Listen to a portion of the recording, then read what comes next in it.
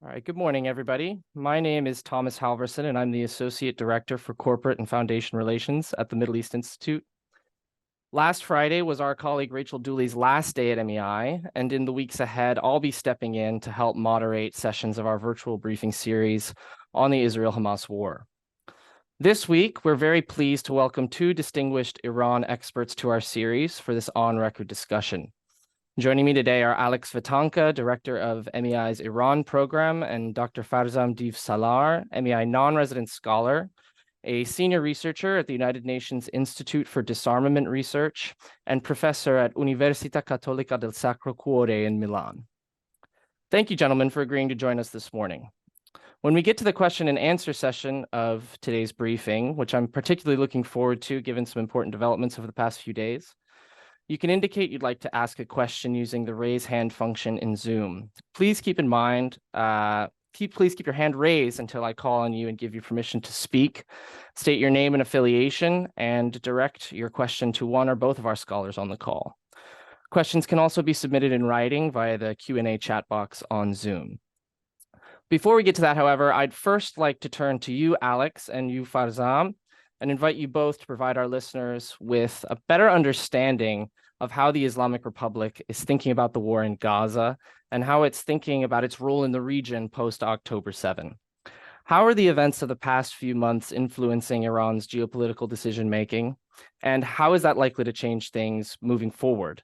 While nearly impossible, I'd like you both to try and take a stab at answering the question we all have on this call, which is, what is Iran's next move? Alex, I'll turn to you first. Thank you so much, Thomas. Good morning, everyone. Great to be with you all and with good friend Farzam. So Thomas has been kind enough to give me about 5-6 minutes to just give you a big overview in terms of where Iran is right now and as far as its relations with allies and adversaries in the region are concerned. So in the interest of time, what I will do is I will go through about a dozen bullet points quickly and hopefully in a way that makes sense. But just to give you a big picture, impression of where Iran is today, or whether policies of the Islamic Republic have in any significant way changed since October 7. So my bottom line is I do not see, and I love to hear what Farzam has to say on this point, because I know he will take us further into the decision-making process, but in Tehran, but I don't see major shifts in Iran's regional stance on key issues. And let me highlight some notable ones. So keeping the axis of resistance intact as much possible is obviously a clear Iranian priority. They want to do that, but without taking the country to war. And you see these two priorities competing with one another at times awkwardly, but that's basically Iran's bottom line. They want to keep as much of axis of resistance intact as possible, which means the reason why Hezbollah has not really fully entered this war, also the reason why Iran is pushing for a quick ceasefire, if that's possible, because they want to salvage of Hamas's military capabilities as much as possible. So that's clearly an Iranian priority. Elsewhere, we see continued de-escalation with the Gulf Arab countries. This war in Gaza has not impacted, at least not overtly, relations or the process of de-escalation vis-a-vis countries, principally Saudi Arabia, but also to some extent UAE in the Gulf region. You see continued Iranian building up of ties with Russia and China. That's continuing. I don't see anything in terms of acceleration. It's happening on all levels, political, military, economic, but I wouldn't say necessarily the Gaza war has speeded things up. I certainly don't see any signs of that. Tehran is finding ways to avoid overt competition with Turkey and Pakistan in places like South Caucasus and in Afghanistan. Again, they're trying to make sure to prioritize their foreign policy files. Right now, they want to be focused on what's going on in Gaza, which means they're reducing tensions to the extent possible elsewhere. On the issue of the United States, the fundamental point has remained the same before and since this war in Gaza. I use the slogan of Supreme Leader Ali Khamenei himself: no war, no talks. That's essentially where the Iranian position on the US is. That was true before October 7, and it's true now. I certainly don't see any signs of Iran trying to link the outcome of the war in Gaza or where this war is going to. For example, Iran's nuclear standoff with the United States. I don't see any signs of that. I don't see any signs of Iran trying to turn this into a bargaining chip on issues not related to the region. So where the Iranians do want to bargain with the United States and the West in general is about the future of Hamas in the region. They're not linking it to their nuclear program. They're not linking it to sanctions relief, or they're not linking it to exchange of prisoners and so on. I think that's pretty overt, and it has been true from the outset when this war broke out.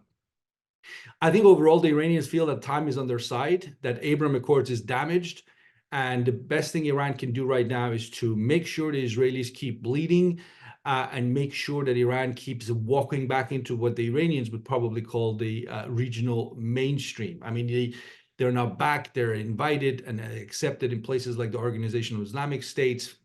Ibrahim Raisi visited Saudi Arabia, spoke at this pan-Islamic conference.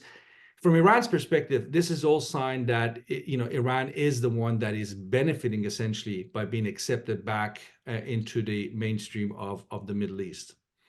And to do that, they're helping themselves. So, for example, you note now in a shift in Iranian rhetoric, the language of Israel has to be eliminated is not one that you hear loudly now, certainly not openly. What you hear is Israel is, killing Palestinians, basically, trying to elevate Iran's position in the eyes of the Islamic Arab world by not presenting itself as a uncompromising spoiler entity, but a reasonable actor that is not behind or the catalyst for this war in Gaza, and that actually has pretty good solutions to offer. And let me give you a sense of that. So Ayatollah Khamenei, who is known for his anti-Israel position going back to the day he became supreme leader in 1989, has in recent weeks started talking about, Iran is not against the Jewish people, but Iran is asking for a referendum of sorts to decide the future of the Jewish, Muslim, and Christian populations of Israel. It's a non-starter as a solution, but again, it's part of what Iran is attempting most to do in the realm of public diplomacy, to present itself, again, not as a spoiler, not as a radical that just wants to come in and has nothing good to offer. And I think this has been very clear in terms of Iranian efforts since October 7th. Let me just say a couple of quick things. I think I have about a minute, Thomas. So I mentioned that Iran trying to salvage as much of Hamas's military capabilities as possible, but it does so with a high degree of deniability. So while you've seen a shift, about 100 attacks on U.S. forces in Iraq and Syria since October 7th, but the recent headlines are all about what the Houthis are doing in the Red Sea. It gets Iran two things. It internationalizes the crisis, which is exactly what they want. And at the same time, it creates a high degree of deniability. So Iran can say, and the Iranian officials have been saying, they have nothing to do with what the Houthis are doing with these missile and drone attacks, which is really hard to want to take at face value. What we had a professor from Tehran University at one of our panels last week at MEI, and this Iranian professor made the point that Iran does have the capacity to shape the calculations of the Houthis. And I think, again, that's another key issue, Iran presenting itself as a power broker in this conflict, that it can help prevent escalation, but obviously it has certain concessions it wants to get back in return. Now, Thomas, I know my time is up. I have about another 10 or so bullet points, but I'll stop here. Love to hear what Farzam says, and maybe I can get to some of the other points later on. Yeah, thanks so much, Alex, for that. And hopefully we can continue the discussion, maybe elaborate on some of those points during the question and answer session of the briefing. But now I'd like to turn to Farzam. What do you think of Alex's assessment? Do you agree with what he said? And also, would you be able to maybe dig a little bit deeper for us on the Islamic Republic's strategic thinking involving Gaza and the war that's taking place? Well, thank you so much, Thomas, and thank you to Alex also for very interesting remarks. Well, what I will try to do is mostly, I think, drawing a sort of framework on how strategic thinking in Iran is right now evolving regarding the war in Gaza. I think at the moment, Iran is somehow applying its sort of a decade-long principles that was set by Qasem Soleimani regarding its axis of resistance that composes three, I think, main components. The first is that I think for a long time, Tehran wanted to bring back Palestine as the focus of the crisis in the Middle East. Iranians were believing that, well, Israel is trying to export the crisis outside its territories. So now this is a very good opportunity to bring it back. So refocusing of the crisis was a major principle that Soleimani was trying to do it. And that is a major issue for Iranian thinking because it prevents them from escalation. Escalation for them is not good because it brings a new narrative. So basically, right now, the narrative of liberation of Palestine and the focus on Palestine is there. Any escalation will bring Iran, which brings Iran into the center of this, will disrupt this sort of focus on the Palestinian thing and make it a more sort of regional power conflict with a superpower like United States. So this principle is the first. The second is, I think, Iran was believing in the fact that it needs to have a sort of war of attrition with Israel. I think they were trying to have a sort of balance the strategy of a quick, decisive victory that Israeli military always tried to, let's say, implement. So the longer the war takes place, strategically, it's better. You can see that some elements of that in, for example, Hassan Nasralla's comment when he said about incremental gains. So basically, for Tehran, what matters is that the war can, in a sort of long term, bring down major capabilities of Israel and put Israel into the crisis. So I think that will remain a major principle of decision making. The third is about, it's important to notice that these groups, axis of resistance, various elements of them, are perceived as a sort of a deterrence. This has been said many times by different actors, but what the implication is that these deterrence forces or networks of deterrence that Iran has created, or at some point for political leverage, do not have a sort of Article 4 type, NATO type Article 4, in which if one of these members is in war, there is a sort of responsibility or obligation by the main supporter or main power in this network to engage and save that element. I'm saying this because I think there is no sort of a strategic actor in this network for Iran. There are various importance between these groups. Hezbollah obviously is on the top of the importance for Iranians, but that does not justify or on the strategic thinking level that Iranians engage in a war because of Hezbollah or because of Hamas. That's what actually a practice you see in 2006, which war took place and Iran avoided to engage directly into that war. So these three principles, I think, has given to some sort of actions or let's say strategies and policies that the Islamic Republic is now implementing on the ground, which there are a number of them I try to deconstruct here. First is a sort of, military restraint.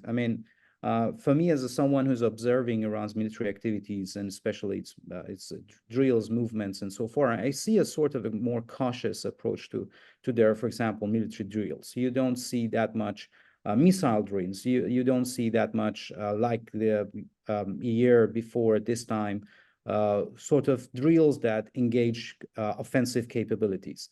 There are more defensive sort of drills and maneuvers that are intending to show a capability in defending the territory of the country. Also, you can see that on the Persian Gulf front, in the waters that usually been witnessed a lot of tensions, especially with the American Navy. I refer to the recent video that came out by the Iranian IRGC forces that shows the communication between the IRGC and US. That was an interesting video because it showed the level of cautiousness on both sides to communicate in a very direct and clear way and follow each other's directions in order to avoid any sort of confrontation in the water. So basically, those traditional areas of, let's say, confrontation between the US and Iran, we see that Iranians are somehow showing a sort of restraint. The similar pattern is seen by Hezbollah's action. The both sides, Hezbollah, of course, and also Israelis, are trying to somehow limit their actions and reactions in the border and not go beyond, let's say, 4 miles of the border for their offensive operations, while they have obviously capability to go beyond that kilometer. So basically, this is linking to what I was saying before, that I think this military restraint shows that Iran is not really interested into getting directly into the war. The second factor, I think, is Iran is using this, seeing this as an opportunity after the assassination of Qasem Soleimani in 2020, which posed a major challenge for Iran's network of proxies. It sees it as a sort of opportunity to readjust and remobilize part of those networks which they were not in a good shape, or the Qani, the new commander of IRGC Quds forces, was not being able to prevent them from entering into political processes. You see that, for example, in Iraq, that many of these Shiite groups were entering into the political process. Now the moment is helping Iran to bring them back into the resistance force and militarize them one more time under the notion of resistance toward Israel. And again, you see a sort of better coordination. I think this gave Iran a moment to readjust and restructure the network of its allies. You see that, as I said, in Iraq, but also in Lebanon. You see that Hezbollah is given a task of keeping an indirect deterrence in this war, but also Houthis, which have a more freedom of action because which I will explain in later stage if we have time, that why I think so, have given the role to escalate. So basically, you see that the missions and roles between various actors in this network are somehow based on some pattern change among each other. And then, as Alex was correctly mentioned, it's internationalization of this war. I think that's a major thing that Iran is probably maybe learning from Russia. Russians did that with the Ukraine war, especially with the grain deal and their strategy to blockade of the grain. Basically, they tried to pose the cost of their war to the broader, let's say, global environment, and that's exactly what Iranians, I think, trying to do with Houthis, and they benefit from this sort of more cost of the operation of Israelis, which everyone can feel now, not just people in the Middle East. And the last and the fourth, I think, action or sort of, policy action that Iran is doing is using this as a diplomatic opportunity to bring back to forge a sort of Islamic front against Israel. I think Iran mostly failed in this front for various reasons. But in any sense, the crisis provided Tehran with a novel opportunity to have a better diplomacy with GCC countries, especially with Saudi Arabia and with Emirates and with other countries which in the region, which were for their concern or for various reasons see discussion with Iran important on this matter. So basically, Iran sees itself as part of that diplomatic heavyweight, that because it's controlling the military front of this conflict, should be engaged somehow in the diplomatic process. So I think, given these two sort of principles and then policy actions that Iran is doing, I see, and then that's my last word in this round. I hope that I have not go beyond your time limit, but is that I think Iranians are somehow not upset of seeing that the escalation in a very controlled way might be continued in a way that will not lead to a regional crisis, but will not lead to a peace process. So that's why I think here I may have a bit of disagreement with Alex, that I think Iranians on a strategic level might opt that they want this peace or they want a sort of a ceasefire, but on a very strategic level, I think the sort of a controlled continuation of the crisis might serve Iranian strategic interest better. Interesting. Thank you, Farzam, for that. I'm now going to turn to the question and answer portion of this briefing. Just as a reminder, to ask a question, please use the raise hand function in Zoom. Keep your hand raised until I call on you and give you permission to speak. And then if you can state your name and affiliation and direct your question to one or both of our scholars on the call, that'd be great. You can also ask questions using the Q&A chat box in Zoom as well. But I'll get things kicked off. You guys, obviously, one of the things on everybody's mind when it comes to Iran is the actions of its proxies. You guys both talked about that in your remarks. Can you just definitively sort of give all of our listeners on the call an idea of how much power and influence Iran actually has over its proxies, and if it's actively lobbying for regional escalation? And regarding military escalation of proxies, what does Iran realistically stand to gain, and what does it fear the most from military escalation of its proxies like the Houthis or Hezbollah and others? Let's go to Farzam first and then Alex. Sure. I think, well, Iranian power over its proxies, what I understand at least, is that it's not a direct command sort of power. It means that it's not a remote control type of thing that Iran can make the command and expect that the others follow that command. And that's because of the nature, the structure of this influence over these proxies. I think looking at the foundations and the structure of this influence, I think you will see that what Iran is providing is basically, first, is a sort of a hybrid narrative, the narrative of anti-imperialism and the liberation narrative. So Iran is providing that narrative. Iran is providing technical assistance, a sort of asymmetrical technical assistance. Iran is providing the coordination capability and facilitation between these actors.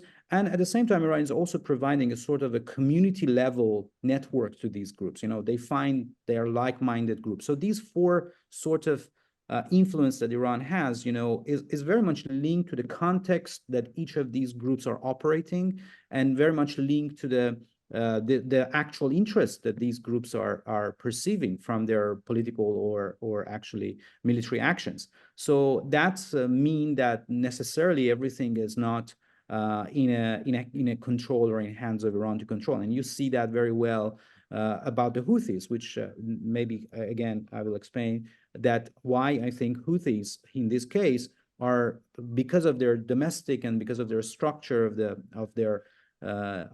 their groups, are better fitted for escalation at this moment. That's great, Alex. Yeah, Okay. no, I mean, I agree with Farzam in terms of Iran's command and control, lack of. It's certainly not watertight. I mean, the idea that Iran picks up the phone and calls someone and off goes a number of missiles, I think that is too simplistic. It really comes down to the theater. It's a vast different history when you look at Islamic Republic and Hezbollah in Lebanon, which, in some cases, some of the personalities have known each other since the 1960s, certainly 70s. Very different relationship with the Houthis, which is the latest member of the Axis of Resistance, and a pretty formidable one, and very close to being a full-on state actor. We like to call them rebels, but they control a good chunk of the territory in Yemen. So they're close to being actually a state actor, and to sort of call them proxy and put them next to a small group of armed guys in pickup trucks in Syria or in Iraq is I think it's doing our analysis disservice. All that said, I think at the same time, I pointed out in my remarks about over 100 missile attacks since October 7 on U.S. forces. That is not by coincidence, obviously. So there's a link here. There's a link here to the events in Gaza.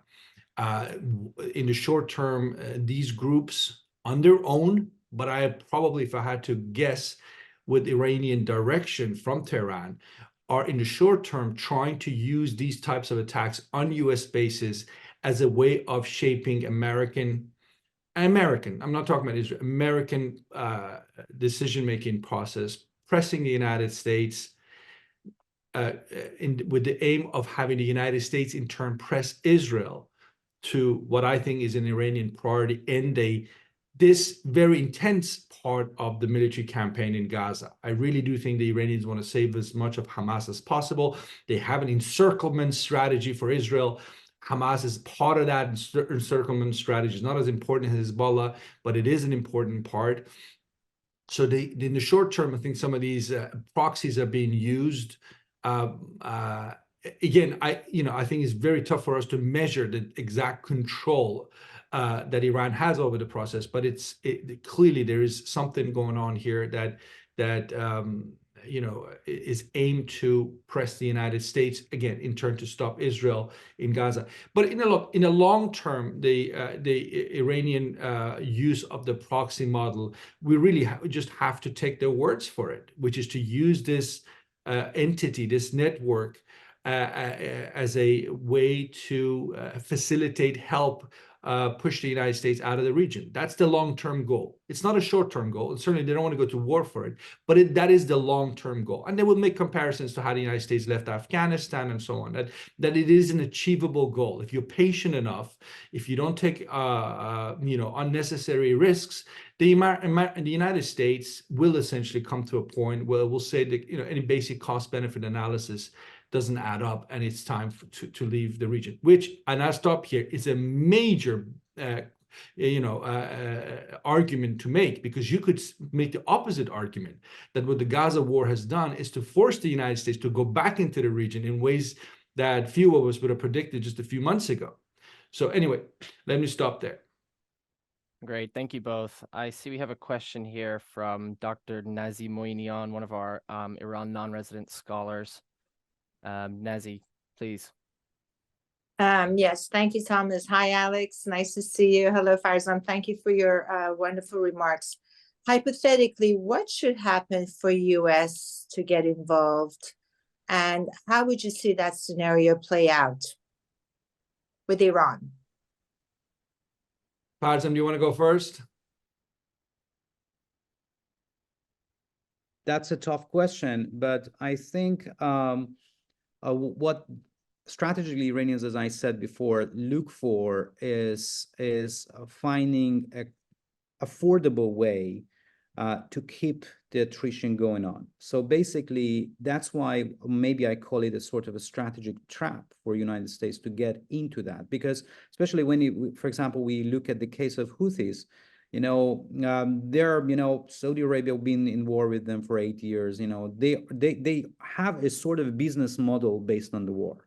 That basically these groups are living based on the continuation of the war. So basically, that's a major discussion, that when you in the post-conflict situations, how we can bring the actors like Houthis and other military groups into a political process and a more sort of government. So they're not in that phase. That's why they might see military activity as their only feasible business model to continue. So basically, what I want to say is that I would say the current situation, any sort of United States engagement with this sort of context would be fatal, because I think these are not forces that a sort of deterrence based on punishment can work on them. You might work with them more, or effectively work with them more, with the deterrence based on denial, which basically a form of deterrence that you prevent the crisis to unfold more, because deterrence based on punishment, this was what actually Saudis were doing for several years. You can hit several targets, but they are basically structured for those strikes to absorb those offensive strikes that you may put on them. So basically, on a strategic term, I would say that the environment will not be hypothetically even beneficial for United States to engage in a military action. And putting, my last point is that, we are in a phase that there are some signs that Israel might want, or there are some intentions at least, to wrap up the operation in Gaza. But as I was explaining, I think for Iranians, the operation in Gaza wrapping up and ending the actual phase of the conflict might not be necessarily a good idea. So bringing United States into this context might only strategically serve, because basically will help the actors in the region to once again become behind a sort of resistance logic, which is now this time works on the context of the Palestinians. So basically, my short answer would be that I think even hypothetically, we probably will face a sort of a strategic trap if we assume United States into a war with or into a campaign against the Houthis or other proxies of the Iranian in the region. I mean, Nazi, very quickly, in terms of my answer, what I see, and I think you would agree with me on this, is both the United States and Iran have spent the last few months trying to make sure they don't end up in a war, or that they can de-escalate or at least maintain the level of tensions. This has been going on. I think they can probably pursue this in the foreseeable future. Politically speaking, both from Tehran and Washington's point of view, I don't see how a larger war would be of interest to either side. So I think as awkward as it will be, there'll be announcements like we had this week that Thomas referred to earlier, new naval force that will do certain things. But we've seen naval forces in the last year or so, they didn't do much. So I would assume that you can have these sort of managed tensions go forward. Much obviously will depend on what happens in Gaza the day after. I know some people hate the idea of the day after. We should talk about it now, but really, frankly, we need to at some point talk about the day after in Gaza. If the United States can pull something out of the hat that would actually put Iran on the defensive again on that front, it remains to be seen. But I don't believe in accidental war. I don't think Iran and the United States are two entities that are designed at this point to engage in accidental war. They've had tit for tat and tensions regulated going back to 1979, essentially, when the Ayatollahs took over Iran. So I don't believe in accidental war. Where does that leave me in terms of my reading? That leaves me, and I guess this is sort of more of a message for the Iranian regime, which is, the question is, did the attack of Hamas on Israel on the 7th of October create a new political momentum and consensus in Washington? Once the election of 2024 is over in this country, and there is space for some serious foreign policy debate, and they look around and look at global challenges, the obvious ones, Russia, China, but Iran will be among the top ones. And will there be a consensus in Washington? Because frankly, that consensus has not existed for so long. Will there be a consensus that says the only way you deal with the axis of resistance and the proxies and all the rest of it is to go after the mothership, and the mothership is the Islamic Republic? But again, that will not be an accidental type of a decision by the United States. It would have to be a very prudent process. It would have to have bipartisan support. It would have to be long-term strategic new policy if Washington decides to go there.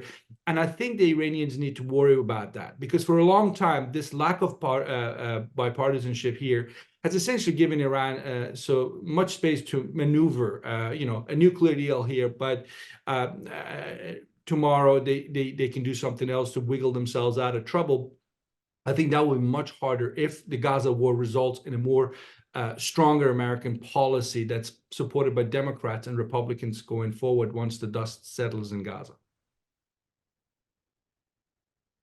Great. Thank you both for those answers. I see we have a question here in the chat.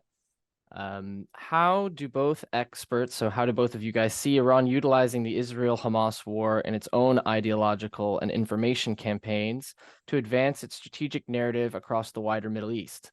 How do you see Arab governments responding to this narrative? And do you see signs of this Iranian regime narrative impacting debates in the US and in Europe? Alex, how about you start? Yeah, I mean, look, for me, the obvious one is the anti-Americanism. I think the Iranians spend more time trying to weaken the United States in the Middle East than weakening Israel in the Middle East, because in Iranian reading, there will be no Israel without American support. So why focus on Israel if your bigger challenge is the United States? So much of the information war is to say United States is responsible for everything that goes on in Gaza, from the bombs to the intelligence support and so forth. So that's been the narrative, which we all know has also been interestingly enough, in this round, unlike rounds before, very much echoed by Russian and Chinese and other sort of anti-US entities out there. I don't see the Iranian effort to sort of, I don't see any sectarian signs. Nobody talks about Shia Sunni. Nobody talks about Ayatollah Khomeini's vision for the world. It's a sort of a new chapter as the Islamic Republic tries to be more successful at selling itself as a power broker in this conflict. So basically, it's the Israelis are bad, the Palestinians are innocent and need our help type of a narrative. And that, you know, I can see from Iran's point of view why they think that's the smartest way of doing it, because they can overplay their hand. Because the Iranians know very much that the Saudis and the Emiratis might have to say certain thing in public against Israel, but deep down they actually fear Hamas and political Islam more than anything else. But they can't say it because of public opinion in their respective countries. The Iranians know that reality that those Arab countries have, therefore they don't push too much. This is actually kind of a sign of maturity, I think, on the part of the Islamic Republic. It's opportunism that actually makes sense. So they're careful how they're playing this information war, as the questioner put it. Great, thanks, Farzam. Yeah, sure. I can add a few points here. The first is that, I mean, the bigger question is that what Islamic Republic actually has provided in the actual phase of the conflict to Palestinians. I mean, it's very difficult to send any military assets or any sort of. Iran obviously did not do that. So it cannot claim that it militarily effectively helped Hamas in an active phase of the war. It's a blockade, so basically cannot send any military assistance at this moment. So basically there are some limits on when it comes to the narrative that Iran can build any sort of narrative on that. It can always politically, it has been doing that for a long time, politically or publicly try to support that, well, we support the liberation of Palestine and so forth. But this is a very, you know, a general argument that also somehow the many Arab governments in the region are also doing. So basically, what I want to put is that probably it's very difficult for Iranians. I see that they can add anything meaningful to what they were already doing. However, for example, if you look at UAE, you know, or Saudi Arabia, or even Turkey, you know, they are providing more clear assistance at this moment. You know, they are provided with humanitarian aid. There are Palestinians being treated in the hospitals here, and there are, you know, doing more on a clear front on what actually right now they can offer. So basically, what I want to say is that there are limits on Iran's narrative. Because it does not make that decision to militarily support Hamas, because its resistance movement is a very military-oriented concept. And then the point about how Arab states are responding, I think this is a very interesting argument here, and that is the sort of understanding in the region these days. I'm in Abu Dhabi and talking with people, and it was very interesting for me to notice that you know, people are somehow trying, I think this is the notion in the region, that they try to somehow shield whatever is sort of disagreement with Iran over the two sides' approach toward the Palestinian issue, to shield it from their ongoing de-escalation process. So basically, there are disagreements over the approach, the political and military approach that GCC countries, especially Saudi Arabia and Emirates, let's say, approve that, and what Iranians are saying. And there are concerns, I think, both in Riyadh and Abu Dhabi about the fact that how Iran might opportunistically use this moment and take a sort of leadership of that. But at the same time, there are, because of the improved sort of communications between Iran and Saudi Arabia, Iran and Emirates at various levels, I think they have been mechanisms in place to safeguard each other, that they are that makes a sort of, you know, provides this opportunity to shield this sort of issues from the ongoing process of the de-escalation. So I would summarize it like that, this way, that I don't think that this sort of Iranian narrative with that much impact the ongoing process of normalization, and as a result, the Arab states' reaction. At the same time, I think that not really has led sort of in the Arab world to say that, well, that was Iran who is supporting the Hamas, so the credit goes to Tehran. So there are clear limits, I think, on that front too. Interesting. Thank you both. We have another question here in the chat from Mark Cuttis from Apollo. How does the current conflict affect the internal politics in Iran? Is the Islamic regime able to prevail over its citizenry, more or less, given the conflict? Does it matter? I guess I would add also there was a cyber attack in Iran on Monday carried out by a group that some say there were domestic citizens involved in that.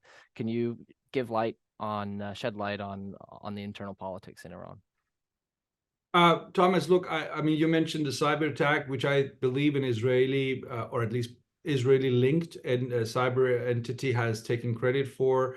It was pretty major news this week, took out about 70% of the petrol station across the country. There was another attack down in the southeast in the border with Pakistan in the province of Balochistan, which Iranian officials claim has Mossad's fingerprints on it. I have no way of knowing of any Israeli involvement there. That's a region that has a history of militancy by a number of Sunni militant groups over the years, in fact, decades.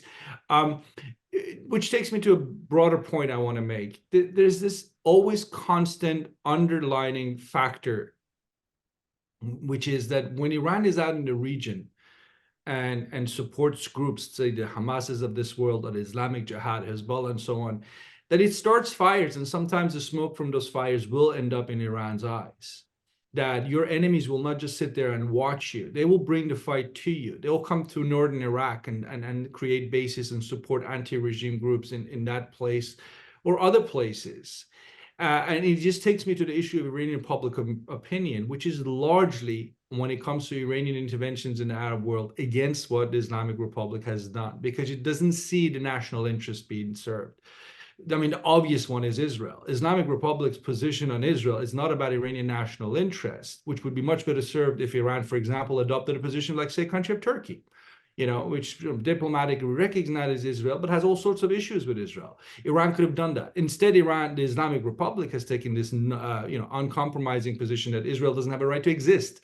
This is obviously very unpopular with public Iranian opinion, which sees this at the heart of so much of Iran's, the country's isolation, which ordinary Iranians feel in their everyday lives because of sanctions, isolation, all the rest of it. So I don't see this issue having created any fault lines in the factional rivalry inside the regime.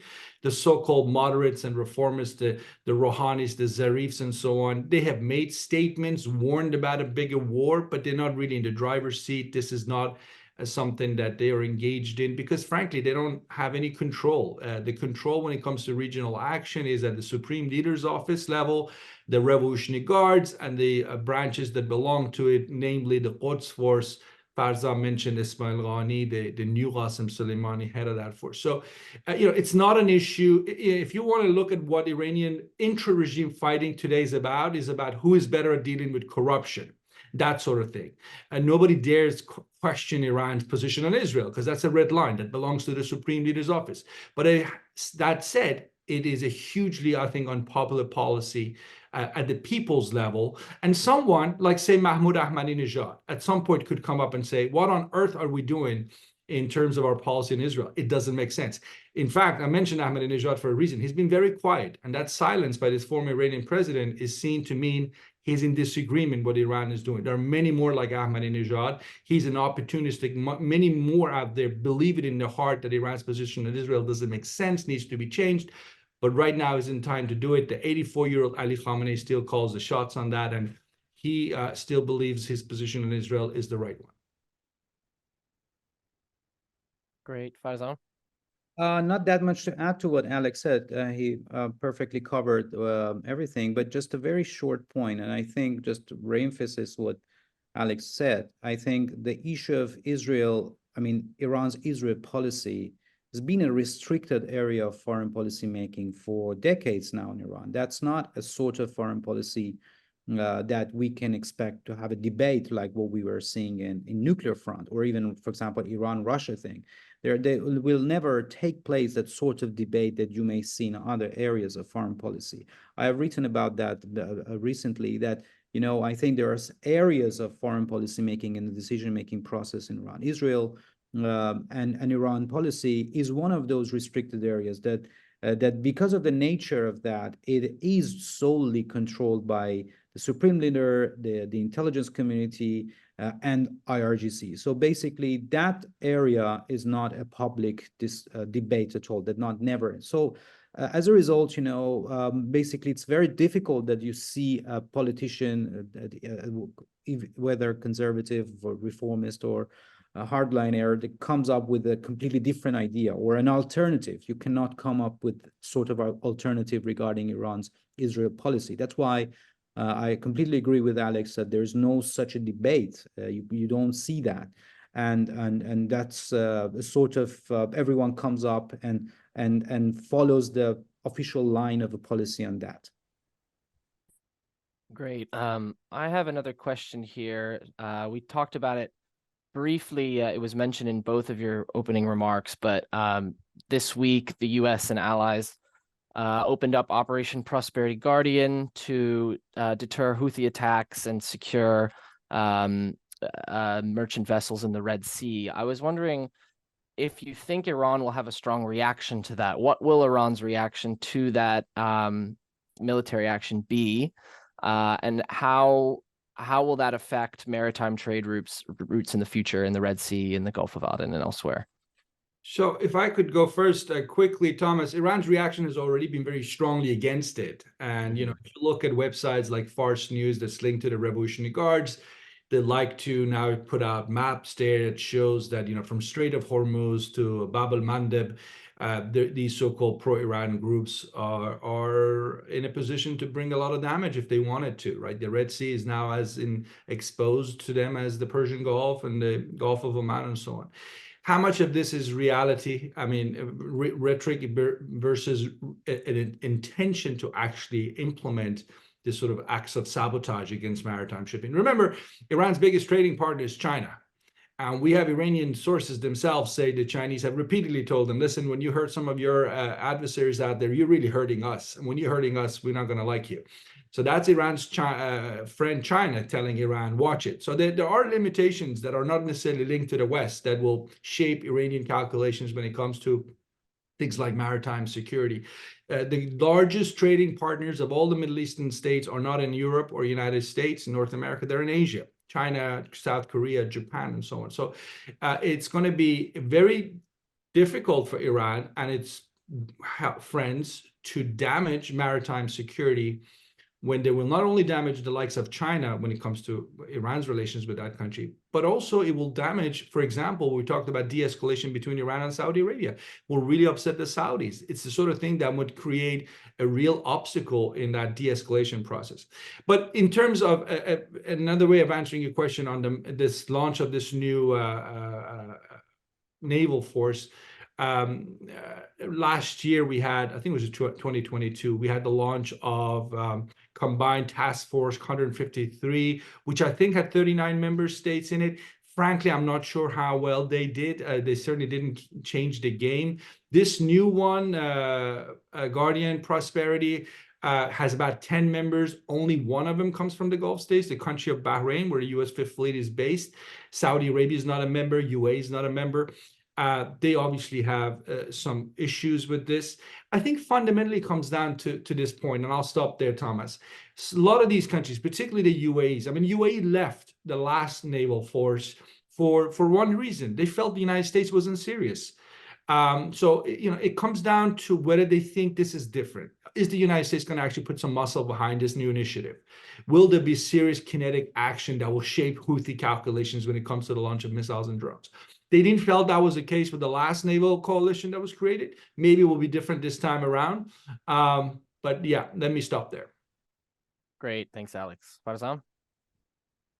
Sure. I think Iran's reaction will not be that strong as we imagined. That's, as I said, that is the reason, the main reason is that more escalation, you know, and especially on that front, will very much fits Iranian strategic goals.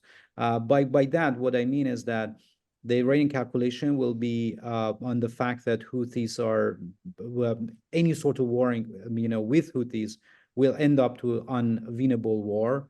Will engage United States in a sort of a longer-term military operation there. That will make it very costly for any country involving in that to keep it. And you know, remember that we had already the two European initiatives in that area, which basically, well, despite all the you know, efforts that was put by Brussels and by Paris, especially also, you know, they were not that much successful to keep the the maritime safety, the security in that when it comes to the Gulf of Aden. But what I want to say is that it's important to notice this fact that I think military or deterrence based on punishment is not the solution. That's a risky strategy. It's not really clear how the results will be. While I think the political process, how that look like, it's a big question. That how that political process on maritime security might look like. But I think a sort of a regional initiative that might engage, also including Iran, on discussion on maritime security would serve better rather than going toward a sort of direct confrontation with that, because that's, as I explained before, that very much feeds into the business model that Houthis are very good, and that they have shown that they can go ahead with it for decades. So my conclusion in this front is that I think Iran will watch and will not that much do that. There's only one point here for Iranians. I think having a sort of denial capability in the Red Sea is important. They will do their best to keep that denial capability, because that's exactly what they need to somehow contain Israel from possible sort of scenarios that Israel was involved in confiscating Iranian ships. So Iran started to find strategic interests as a sort of building its own reciprocal strategy regarding Israel. So basically, there are some strategic elements there also that is evolving in the Iranian thinking that led them to conclude that in any way that sort of denial, some sort of denial capability in the Red Sea is what Iran is needed. And that's why, it's interesting, just to quote of one of the Iranian military officials recently said about the sea mobilizations. They are trying to bring up some concepts like, mobilizing sort of different ships, which are not necessarily military ships. They were referring to the Iran-Iraq War of 1980s, which they did operations based on mobilization of civilian ships for military operations. So they are thinking to finding other asymmetric capabilities that can somehow balance what the U.S. and other allies in the region might do. Great. Thank you, Farzam. We have one more question here that's just come in, and then I think we'll wrap it up. We talked about it a little bit, Alex. You talked about it, Farzam. You mentioned it in your opening remarks. But if you guys could both shed a bit more light on how Iran is engaging with Russia and China in the wake of the Israel-Hamas war, what does it hope to gain from these relationships, and how likely are China and Russia to coordinate with Iran moving forward past October 7th? I was hoping perhaps, Farzam, you could talk about Russia, and maybe Alex can shed some light on China before we wrap up here. Farzam, you want to begin?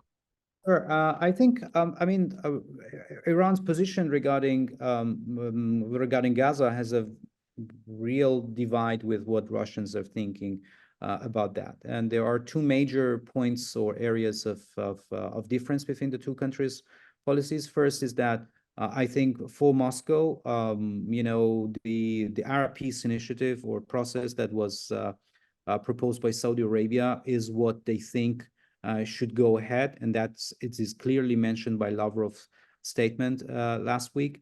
That basically means that Saudi Arabia will find a more prominent role in any political process that should involve on Palestine, basically sidelines Iran. You will see that again in that statement. That's Russia clearly sidelined Iran by just mentioning Iranian presence in this political process under OIC, Organization of Islamic Countries. So there's no clear direct role for Iranians. The second is that I think what Moscow is doing is sort of using this moment as to show itself more relevant for Middle Eastern actors. You know that Moscow is very much now dependent on Emirates and Saudi Arabia as part of escaping from U.S. sanctions and needs to show its relevancy more than before. So I think for Moscow there is this objective to somehow get out of this isolation. and see the Middle East or the Persian Gulf region as area that can be important in this front. So these are the two objectives that none of them are shared with Iran. I mean, Iranians are very much, and that's what was probably the content of Ebrahim Raisi's travel to Moscow. And that was one of the most strange travels, I should say, of the Iranian president to Moscow, because it was completely not clear what was the outcome of this travel, what actually was discussed, and more interestingly was said by Iranian side that it was the discussion were mostly about the Gaza. And my assumption, despite that we don't have very clear news out of those discussions, but the estimate might be that Iran wanted to convince Moscow to somehow or engage Iranian or bring Iranian, support Iranian involvement in political process more stronger, and at the same time wanted to somehow secure its approach to the resistance toward Israel. Which I think in both of these objectives, Iran basically failed. So I think that there are clear divergences between Moscow and Iran over their Gaza strategy, and that is not going to resolve. So I don't really see any major Iran-Russia sort of alignment on this factor. And that is, that does not mean that they will enter into a sort of difficult relationship, because their relation is much strategic in other areas, and they have good dispute resolution mechanisms already in place. But in this particular case, I think we will not see that much area for cooperation between Moscow and Tehran, except the fact that maybe Tehran will continue to push Moscow, supporting its own involvement in the political process in the future. Great, thank you. That's excellent. Alex? Yeah, no, look, I agree in terms of with Farzam when it comes to Russia and Iran, that clearly, they're in agreement in as far as they want to, use this war to undermine the position of the United States in the Middle East. I'm sure that's the message that Putin took to Abu Dhabi, to Riyadh on his recent visit, that, the Americans are untrustworthy, they're part of the problem, not part of the solution. That sort of thing is to be expected. I'm sure Russia benefits from the fact that this war is a major distraction with what's going on in Ukraine. All that is true. And the Chinese, by the way, are hand in hand with Iran and Russia in terms of using this war to hit the United States as much as possible. But when it comes to what it means in practical terms going forward, other than scoring diplomatic points, I'm not sure. So, I mean, I've been making this provocative point at times that, it's not the United States that can force Iran to recognize, to live with the state of Israel. It might be Moscow and Beijing that in the long term are better interlocutors to sort of force the Iranians to say, look, if you learn to live within Israel in this region, you're doing us a favor. I think, obviously, we're not there at all, but if we do get to a point of a political process, the Iranians would be advised, I guess, to act differently than they did in the early 1990s, for example, leading up to the Madrid process and the Oslo Accords, where they were sort of kept out for a good reason, because they didn't want to recognize Israel. If they soften their position, if they can seem to be a player that can actually be constructive and help create perhaps some unity. I mean, Iran could certainly shape Hamas's calculations, the likes of Islamic Jihad. Iran is the mothership that feeds the militants among the Palestinians. And if the Iranian position changes, and in turn, if Russia and China can help shift that Iranian position, you can see how this might, as a process, end up being a positive at the end of it. But this is obviously all speculation on my part. Axis of resistance today is not reliant on Russia or China fully, although it is overwhelmingly been going in that direction. And that is a factor for decision makers in Tehran to take into account.